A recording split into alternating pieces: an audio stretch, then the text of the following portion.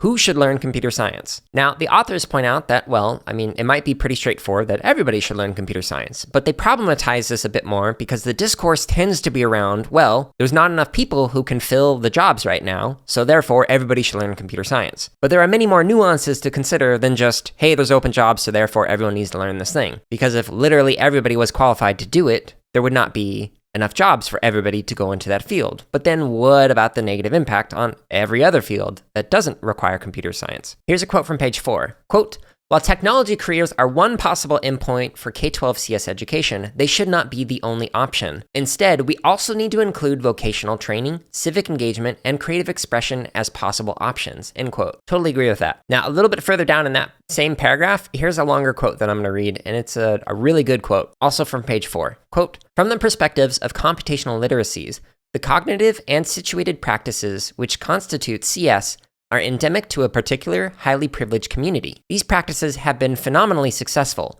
but it does not necessarily follow that the same practices will serve other communities with their own goals in the same way. Does CS for all imply that everybody ought to change to accommodate CS, or that CS ought to change to accommodate everybody?